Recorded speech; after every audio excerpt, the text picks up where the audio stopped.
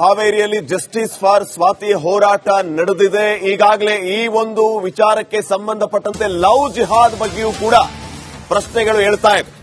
ಈ ಮಧ್ಯೆ ಆರೋಪಿಗಳ ವಿರುದ್ಧ ಹಿಂದೂ ಸಂಘಟನೆಗಳು ಸಮರ ಸಾರಿವೆ. ನಯಾಜ್, ವಿನಯ್, ದುರ್ಗಾಚಾರಿ ಈಗಾಗಲೇ ಬಂಧಿತ ಆರೋಪಿಗಳು. ಲವ್ ಜಿಹಾದ್ ಆರೋಪದ ಬೆನ್ನಲ್ಲೇ ತನಿಖೆ ಕೂಡ ಚುರುಕುಗೊಂಡಿದೆ. ನರ್ಸ್ ಸ್ವಾತಿ ಮರ್ಡರ್ಗೆ ಇಡೀ ಹಾವೇರಿ ಬೆಚ್ಚಿ ಬಿದ್ದಿದೆ. ಜಸ್ಟಿಸ್ ಫಾರ್ ಸ್ವಾತಿ ಅಭಿಯಾನ ಏನಿದೆ ಭುಗಿಲೆದ್ದಿದೆ. ಸ್ವಾತಿಯನ್ನ ಆರೋಪಿ ನಯಾಜ್ ಕೊಂದಿದ್ಯಾಕೆ? ಸ್ವಾತಿ ಹತ್ಯೆಗೆ ಲವ್ ಜಿಹಾದ್ ಟ್ವಿಸ್ಟ್ ಅನ್ನ ಕೊಟ್ಟಿದೆ ಬಿಜೆಪಿ. ಆರೋಪಿಗಳ ವಿರುದ್ಧ ಹಿಂದೂ ಸಂಘಟನೆಗಳು ಕೂಡ ಸಿಡಿದೆದ್ದಿವೆ. ಕಿಂಗ್ ಪಿನ್ ನಯಾಜ್, ಆರೋಪಿಗಳಾದ ವಿನಯ್, ದುರ್ಗಾಚಾರಿಯನ್ನ ಈಗಾಗಲೇ ಹಾವೇರಿ ಪೊಲೀಸರು ಅರೆಸ್ಟ್ ಮಾಡಿದ್ದಾರೆ.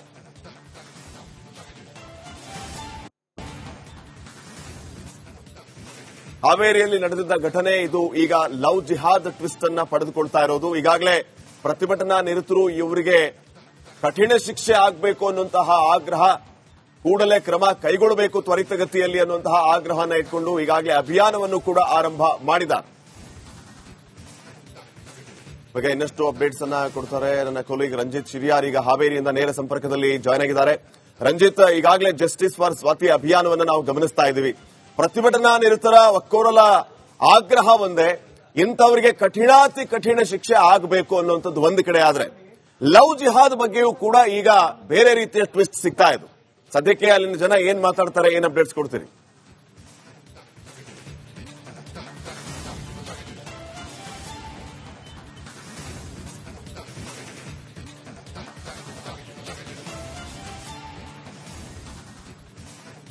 ಶ್ರೀಪಾದ್ ಪಾಲ್ ಮತ್ತೆ ಆತನ ಗ್ಯಾಂಗ್ ಈ ಲವ್ ಜಿಹಾದ್ ಅನ್ನೋ ರೀತಿಯಲ್ಲಿ ಈ ಪ್ರಕರಣ ಬಿಂಬಿತವಾಗ್ತಾ ಇದೆ. ಅವತ್ತು 3ನೇ ತಾರೀಕು ಆಕೆಯ ಜೊತೆಗೆ ಆಕೆ ಹೆಸರು ಸ್ವಾತಿ ಅಂತ ಹೇಳಿ ಆಕೆಯನ್ನ ಭೀಕರವಾಗಿ ಕೊಲೆ ಮಾಡಿರುವಂತಹ ಈ ನಯಾಜ್ ಮತ್ತೆ ಆತನ ಗ್ಯಾಂಗ್ ಈ ಲವ್ ಜಿಹಾದ್ ಅನ್ನೋ ರೀತಿಯಲ್ಲಿ ಈ ಪ್ರಕರಣ ಬಿಂಬಿತವಾಗ್ತಾ ಇದೆ. ಅವತ್ತು 3ನೇ ತಾರೀಕು ಆಕೆಯ ಜೊತೆಗೆ ಮಾತುಕತೆಗೆ ಅಂತ ಹೇಳಿ ಬಾಡಿಗೆ ಕಾರಿನಲ್ಲಿ ಆಕೆಯನ್ನ ರಾಣೆಬೆನ್ನೂರಿಗೆ ಕರೆದುಕೊಂಡು ಬಂದು ರಾಣೆಬೆನ್ನೂರಿನ ಸ್ವರ್ಣ ಪಾರ್ಕ್ನಲ್ಲಿ ಆಕೆ ಮೇಲೆ ಹಲ್ಲೆ ಮಾಡಿ ಆನಂತರ ತುಂಗಭದ್ರಾ ನದಿಯಲ್ಲಿ ಆಕೆಯ ಮೃತದೇಹವನ್ನ ಎಸೆದು ಹೋದಂತ ನಯಾಜ್ ಮತ್ತೆ ಗ್ಯಾಂಗ್ ಅನ್ನ 6ನೇ ತಾರೀಕು ಡೆಡ್ ಬಾಡಿ ಸಿಕ್ಕಿ 7ನೇ ತಾರೀಕು ಅದು ಕೊಲೆ ಅಂತ ಹೇಳಿ ದೃಢಪಟ್ಟ ನಂತರ ಹಲಗೇರಿ ಪೊಲೀಸರು ಒಂದು ಪ್ರಕರಣವನ್ನ ದಾಖಲು ಮಾಡಿಕೊಂಡು ಆತನನ್ನ ಬಂಧನ ಮಾಡಿ ಇದೇ ಪೊಲೀಸ್ ಠಾಣೆ ಬಂದಿದ್ದಾರೆ. ಹಲಗೇರಿ ಪೊಲೀಸ್ ಠಾಣೆಯಲ್ಲಿ ಈಗ ಎಕ್ಸಾಕ್ಟ್ ಆಗಿ ಈ ನಯಾಜ್ ಕೊಲೆ ಪ್ರಕರಣದ ಆರೋಪಿ ನಯಾಜ್ ಕೂಡ ಇನ್ನಿಬ್ಬರು ಅವರನ್ನು ಕೂಡ ವಶಕ್ಕೆ ಪಡೆದುಕೊಂಡಿರುವಂತಹ ತನಿಖೆಗೆ ಒಳಪಡಿಸಿದ್ದಾರೆ ಪೊಲೀಸರು. ಈ ಪ್ರಕರಣದಲ್ಲಿ ನಯಾಜ್ ಸೇರಿದಂತೆ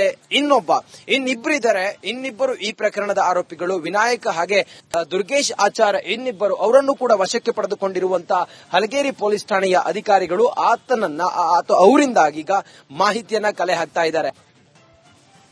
ಸ್ವಾತಿ ಅನ್ನೋ ಹುಡುಗಿ 22 ವರ್ಷದ ಹುಡುಗಿ. ಇವಳು ನರ್ಸ್, ಖಾಸಗಿ ಆಸ್ಪತ್ರೆಯಲ್ಲಿ ನರ್ಸ್ ಆಗಿ ಕೆಲಸ ಮಾಡ್ತಾ ಇದ್ದಾಳೆ. ಈ ನಯಾಜ್ ಮತ್ತೆ ಸ್ವಾತಿ ನಡುವೆ ಲವಿ ಡವಿ ಇತ್ತು. ಸುಮಾರು ವರ್ಷಗಳಿಂದ ಇವರಿಬ್ರು ಕೂಡ ಪ್ರೀತಿಯಲ್ಲಿದ್ರು. ಅದಾದ ನಂತರ ಆಕೆಗೆ ಮದುವೆ ವಿಚಾರ ಬಂದಾಗ ನಯಾಜ್ ಅದನ್ನ ಒಪ್ಪೋದಿಲ್ಲ. ನಯಾಜ್ಗೆ ಬೇರೆ ಮದುವೆ ಮಾಡೋದಕ್ಕೆ ವಿಚಾರ ಈ ಸ್ವಾತಿ ಗೊತ್ತಾದಾಗ ಸ್ವಾತಿ ಅದನ್ನ ಅಪೋಸ್ ಮಾಡ್ತಾರೆ. ಆಗ ನಯಾಜ್ ಈಕೆಯನ್ನ ಸುಮ್ಮನೆ ಬಿಟ್ರೆ ಈಕೆ ನನ್ನ ಮುಂದಿನ ಬದುಕಿಗೆ ಕೆಡುಕಾಗ್ತಾಳೆ ಅನ್ನೋ ಕಾರಣಕ್ಕೋಸ್ಕರ ನಯಾಜ್ ಮತ್ತೆ ಆತನ ಸ್ನೇಹಿತರು ಆಕೆಯನ್ನ ಬರೋದಕ್ಕೆ ಹೇಳಿ ಅಥವಾ ಆಕೆಯನ್ನ ಪ್ಲಾನ್ ಮಾಡಿ ಕೊಲೆ ಮಾಡೋದಕ್ಕೆ ಸ್ವರ್ಣ ಪಾರ್ಕ್ಗೆ ಕರ್ಕೊಂಡು ಬರ್ತಾರೆ.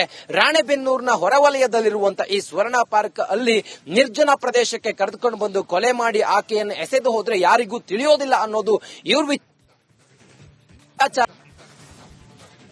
ಆನಂತರ ಇದಕ್ಕೆ 7ನೇ ತಾರೀಕು ಮಿಸ್ಸಿಂಗ್ ಕಂಪ್ಲೇಂಟ್ ಸ್ವಾತಿ ಅವರ ಮನೆಯವರು ಕೊಟ್ಟಾಗ ಆ ಡೆಡ್ ಬಾಡಿ ಮತ್ತೆ ಈಕೆ ಮನೆಯವರು ಕೊಟ್ಟಂತ ಕುರುಹು ಆಕೆಯ ನಾಲಿಗೆ, ಆಕೆ ಮೃತಪಡುವಾಗ ನೋಡಿ ಆಕೆಯನ್ನ ಕುತ್ತಿಗೆ ಹಿಸುಕಿ ಅಂದ್ರೆ ಆಕೆ ಹಾಕಿದ್ದಂತ ವೇಲ್ನಿಂದ ಶಾಲ್ನಿಂದ ಆಕೆ ಕುತ್ತಿಗೆಯನ್ನ ಬಿಗಿದು 3 ಜನ ಕಾರಿನ ಒಳಗಡೆ ಕೊಲೆ ಮಾಡಿ ಎಸಿತಾರೆ.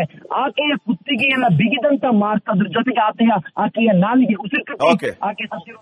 ಥ್ಯಾಂಕ್ ಯು ರಂಜಿತ್ ಮಾಹಿತಿಯಾಗಿ. ಹಾವೇರಿಯಲ್ಲಿ ಜಸ್ಟಿಸ್ ಫಾರ್ ಸ್ವಾತಿ ಹೋರಾಟ ನಡೆದಿದೆ. ಈಗಾಗಲೇ ಈ ಒಂದು ವಿಚಾರಕ್ಕೆ ಸಂಬಂಧಪಟ್ಟಂತೆ ಲವ್ ಜಿಹಾದ್ ಬಗ್ಗೆಯೂ ಕೂಡ ಪ್ರಶ್ನೆಗಳು ಹೇಳ್ತಾ ಇದೆ. ಈ ಮಧ್ಯೆ ಆರೋಪಿಗಳ ವಿರುದ್ಧ ಹಿಂದೂ ಸಂಘಟನೆಗಳು ಸಮರ ಸಾರಿವೆ. ನಯಾಜ್, ವಿನಯ್, ದುರ್ಗಾಚಾರಿ ಈಗಾಗಲೇ ಬಂಧಿತ ಆರೋಪಿಗಳು. ಲವ್ ಜಿಹಾದ್ ಆರೋಪದ ಬೆನ್ನಲ್ಲೇ ತನಿಖೆ ಕೂಡ ಚುರುಕುಗೊಂಡಿದೆ. ನರ್ಸ್ ಸ್ವಾತಿ ಮರ್ಡರ್ಗೆ ಇಡೀ ಹಾವೇರಿ ಬೆಚ್ಚಿ ಬಿದ್ದಿದೆ. ಜಸ್ಟಿಸ್ ಫಾರ್ ಸ್ವಾತಿ ಅಭಿಯಾನ ಏನಿದೆ ಭುಗಿಲೆದ್ದಿದೆ. ಸ್ವಾತಿಯನ್ನ ಆರೋಪಿ ನಯಾಜ್ ಕೊಂದಿದ್ಯಾಕೆ? ಸ್ವಾತಿ ಹತ್ಯೆಗೆ ಲವ್ ಜಿಹಾದ್ ಟ್ವಿಸ್ಟ್ ಅನ್ನ ಕೊಟ್ಟಿದೆ ಬಿಜೆಪಿ. ಆರೋಪಿಗಳ ವಿರುದ್ಧ ಹಿಂದೂ ಸಂಘಟನೆಗಳು ಕೂಡ ಸಿಡಿದೆದ್ದಿವೆ. ಕಿಂಗ್ ಪಿನ್ ನಯಾಜ್, ಆರೋಪಿಗಳಾದ ವಿನಯ್, ದುರ್ಗಾಚಾರಿಯನ್ನ ಈಗಾಗಲೇ ಹಾವೇರಿ ಪೊಲೀಸರು ಅರೆಸ್ಟ್ ಮಾಡಿದ್ದಾರೆ.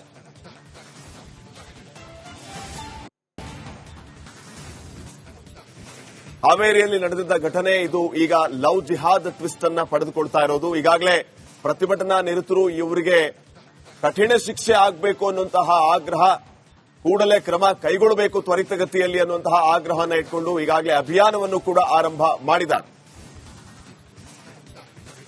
ಈಗ ಇನ್ನಷ್ಟು ಅಪ್ಡೇಟ್ಸ್ ಅನ್ನ ಕೊಡ್ತಾರೆ ನನ್ನ ಕೊಲೀಗ್ ರಂಜಿತ್ ಶಿರಿಯಾರ್. ಈಗ ಹಾವೇರಿಯಿಂದ ನೇರ ಸಂಪರ್ಕದಲ್ಲಿ ಜಾಯ್ನ್ ಆಗಿದ್ದಾರೆ.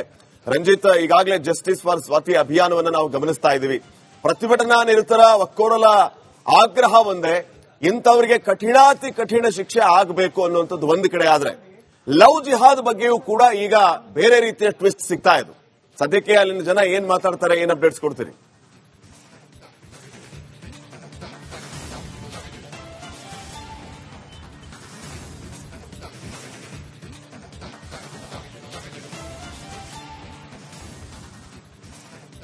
ಶ್ರೀಪಾದ್ ಪಾಲ್